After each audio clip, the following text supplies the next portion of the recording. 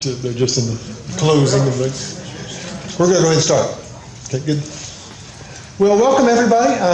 But actually, before I officially welcome you, we're going to have an invocation, and I'm so pleased that we're getting to do this inside. First of all, and at the Unitarian Church, it's a great honor to get to use this beautiful space, and very appropriate that we have for our invocation. We have the minister here, Jim Parrish.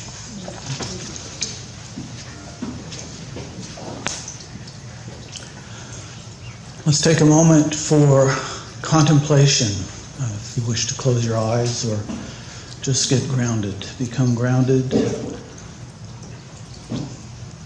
Spirit of life and love, Spirit of the universe that bends the arc of the universe, that Spirit that is in all of us,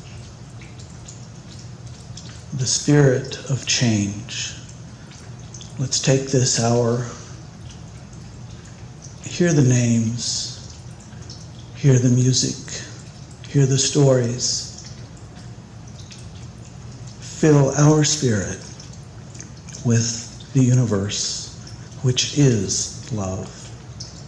Because the hands and the hearts and the minds of the universe that changes things towards peace is us. It is in your heart if it's going to happen. Let's take this time and make it sacred and bend the arc of the universe towards that love and justice that we know it always does and it always will. So may it be. Amen. Thank you, Jim. It's very nice. It's fun. This place brings back memories for me. I used to come here when I was maybe 5 years old or something, I think. And I remember rolling down the grassy hill over there. Yes, but I since we're not in a big hurry, my mom wants me to tell the story. I have a lifelong distrust for Unitarians. I'm sorry to tell you, but because my brother and I, there was a poster on the wall one time that said Dr. Spock was going to be here. And we were so excited, we held our breath for 2 months, only to find out that some fraudulent doctor was here from child psychologist,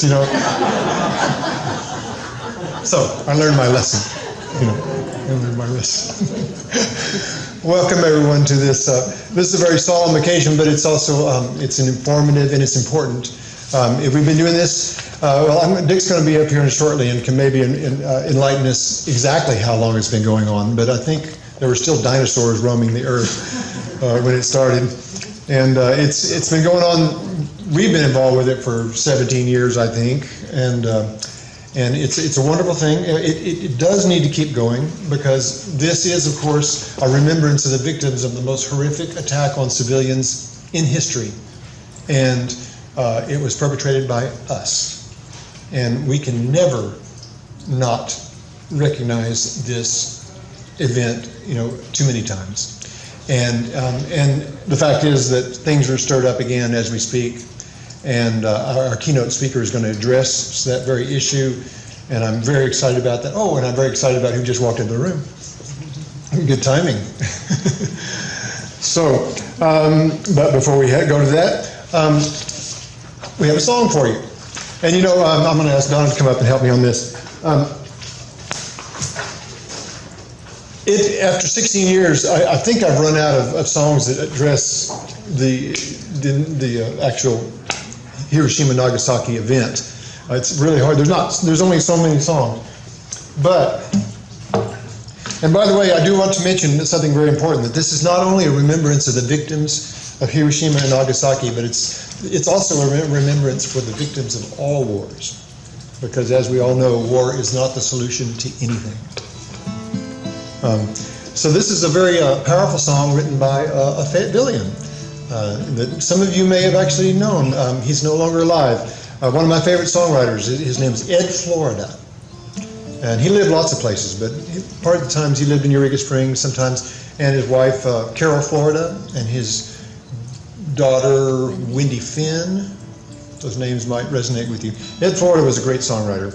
And he wrote a song, a very powerful song, that is basically the history of United States patriotism and some of the mischief that we've been involved with, and some of the contradictions involved with our patriotism. And it seemed like an appropriate song for tonight. And it's written from the perspective of a flag telling you the story. And it's called Hang 'em High, Hang Me High, and it's in Florida.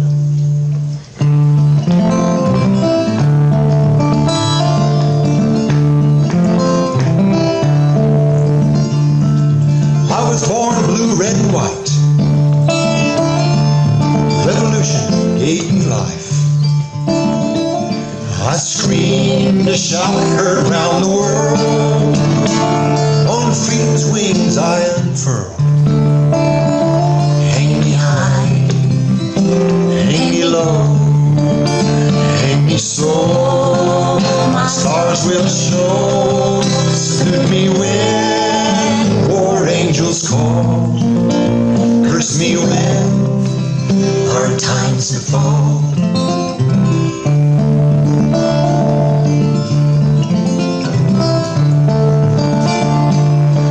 Stripes and crowned with stars, nursed upon the breath of war.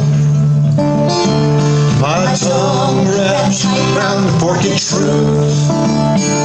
Towards western shores I grew in youth. Hang me high, hang me low, hang me slow. My stars will show. Salute me when war angels call. Curse me when hard times befall. A wealthy child out on a spree, rolled shotgun right through history. Oh, me and freedom side by side. Spin the spoils, enjoy the ride. Hang me high, hang me low, hang me slow. My stars will show. Salute me when war angels call. Curse me when hard times befall. Now the day of reckoning appears, and his dawn awakes both fate and fears. My children cry for simple truth. Who'll pay the debt of my squandered youth? Hang me high, hang me low, hang me slow. My stars will show. Salute me when war angels call. Curse me when hard times befall.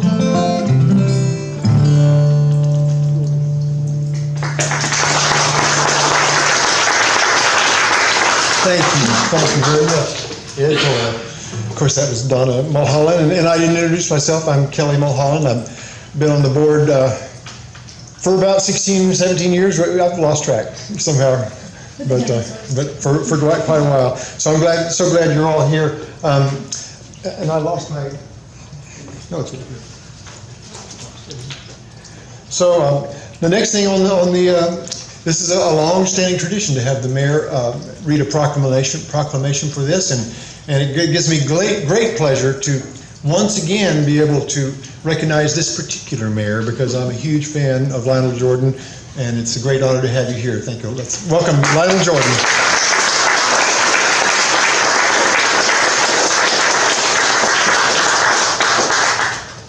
Well, good evening, everyone. It's great to be here again. This is something we do every year, and I'm always excited to do that. I want to thank the Unitarian Universalist Fellowship, Jim, for letting us have this here again. Thank you very much. You do a fantastic job. You're a great partner to this city.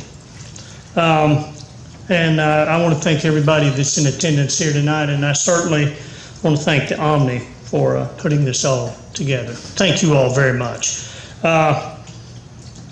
I want to thank the Omni for not only putting this together, but their support for love and peace and hope in this world.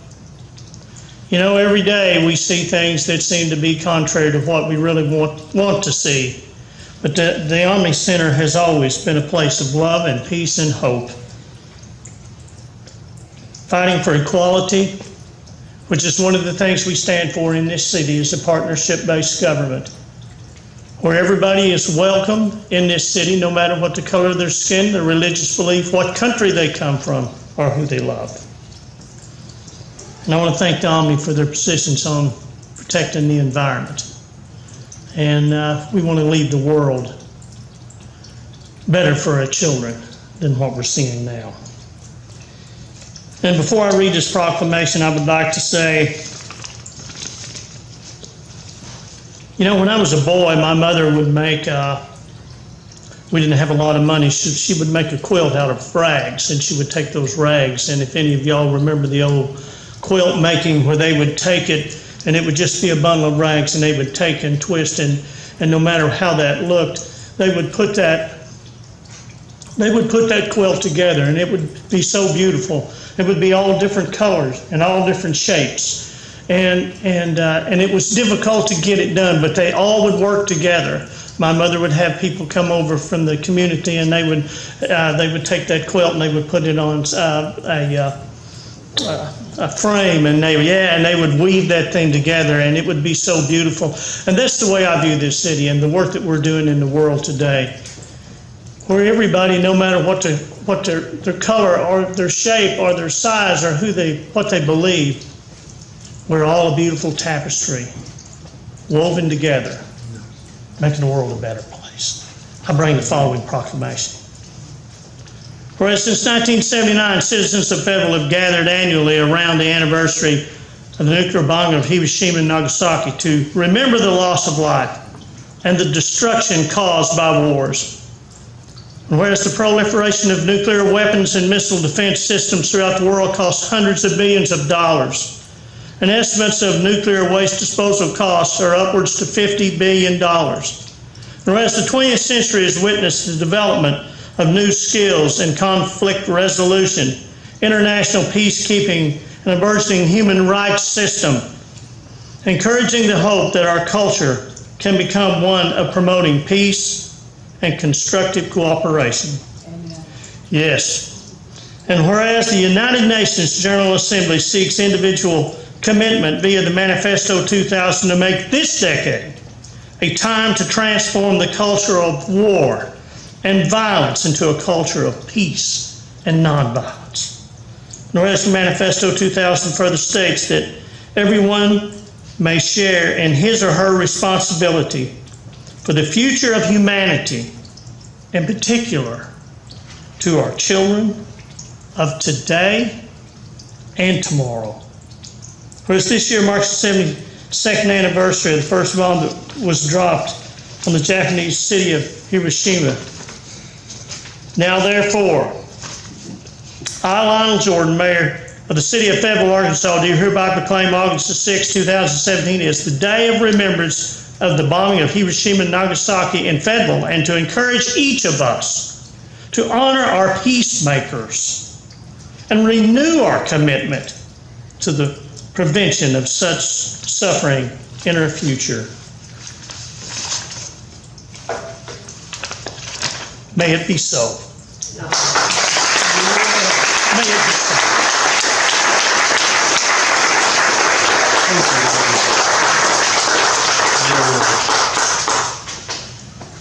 Catherine. Nicely done. Thank you. Thank you, Mark. Thank you very much. Thank you, Lionel. All right. Yes, I got out of order there, so thank you. Yes, we have some opening comments. It hardly needs introduction. Dick Bennett is familiar to everyone here. Dick Bennett, of course, is the founder of this organization and a great peacemaker, retired professor of the University of Arkansas, and one of my heroes, mentors, and best friend. And here to make open comments, Mr. Dick Bennett.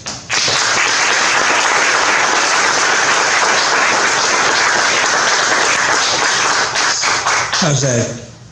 Is that good distance? That's good distance. I'm glad to be able to refer to a general today. General Joseph Dunford, Chairman of the Joint Chiefs of Staff, said recently, "No time during his 40-year military career has security problems been more complex." And he said the military could not fill a policy vacuum. Foreign policy, he continued, will determine our success or failure as a nation. Especially important, I thought, assuming he meant what he was saying, I suspect some of you are wondering, was his call for the State Department to play a central role in defining security policy and solving security problems. "I view the Department of Defense as being in support of the Department of State," he said. He did not approve of the 37% slash in the State Department's budget. I consider this a glass half full here. This is good news to me, to hear the Joint Chiefs, General Dunford, praise the State Department. But I won't go into that. Let's choose for the moment to greet General Dunford's statement in the best light from a peace, justice, and ecology point of view. He is saying that not military force is foremost, but policy. And handling matters of foreign affairs is the domain, as we know, the domain of the State Department, the diplomatic wing of the federal government. A British minority politician and literary critic once said that he and his minority friends, he was a member of the Socialist Party, I think, that his friends must search for every niche in the structure of power if they were ever to effect change. Well, that's where our Peace, Justice, and Ecology Party is today. We're in the minority. General Dunsford has inadvertently shown us one of those niches. The State Department is one of countless places, locally and globally, where we can strive for peace, justice, and ecology. We can push diplomacy, negotiation, conflict resolution, the teaching of nonviolence, even when the niches of possible change seem rare as they seem today to maybe all of us. So let's ask ourselves, what would our world have been and be like without the peace movement, the peace tradition? And I'm going to cite as an example one thing President Obama did that is outstanding, I thought, for peace. President Obama's negotiations with Iran over its nuclear future were supported by hundreds of peace organizations and by hundreds of thousands of peace-minded citizens. His nuclear accord with Iran is proof to me that diplomacy can improve relations with long-time enemies. The United States has never been afraid to pursue diplomacy with our adversaries, Obama said, citing several examples from past presidents. He spoke directly to young Iranians, holding out hope that the achievement could open up a pathway to a broader accord between two longtime foes. We have a rare chance to pursue a new path, a different, better future that delivers progress for both our people and the wider world, he said. That's the opportunity for the Iranian and American people. We need to take advantage of that. he said. And Obama had found a niche, and he made peace. Today, as we speak, the United States and North Korea face each other threateningly with nuclear weapons. But we who are here today know there are nonviolent alternatives. We know war is not innate. We know we are not hardwired for war. War is not something that just inevitably happens to us. We know many societies have resisted the call for war. We have a choice. So let's choose our niche. Thank you.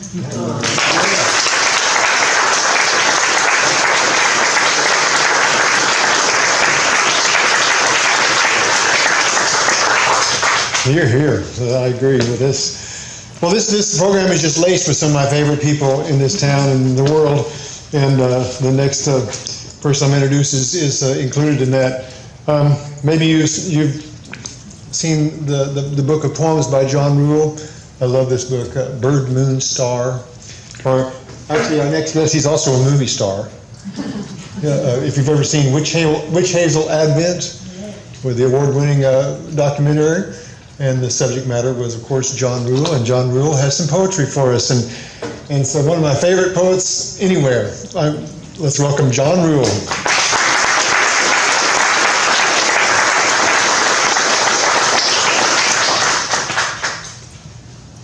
Thank you. This is a memorial, not a performance, so I'll remember that.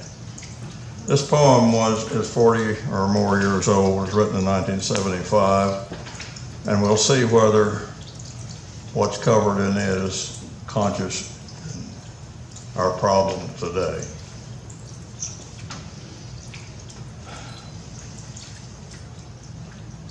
A morning prayer. I may dissolve as a dew in a burst of light, or linger seconds longer in this pulsing cloak, O cool, pervading, unknown God. Give me, shunned force, the strength to plunge my thought through polyfoam facades, through pliofilms of diffidence to knead their wincing hearts. Help me to strike the compulsion from my gasping friend, nothing beneath it, O God, and to lead out the vibrant young from the glittering trash of our time, without a backward glance, to shear off the bonds of splintering laws, symbols of our new distrust in our common nature, of our failure to become uncommon and our defensive smugness, our loss of all that once divided the new world from the old. Make my eyes fly open to see with the gleam of miraculous surprise, as it was in the beginning, before expedience struck off the sheen, that I may fly to the core of life's mystery. Why the black robin at 10 p.m. in Vienna with a realm of 6 roses sings unceasingly loud and blithe in the green electric snap of streetcars. If I were a strong bird, I could climb with sweeping wings toward eternity. If I were a swift fish, I could dart toward the cold silver reef of eternity. Oh, if I were a diffused white cloud, I could hover tireless in the moving force of eternity. Selah, Amen. Cesium 137.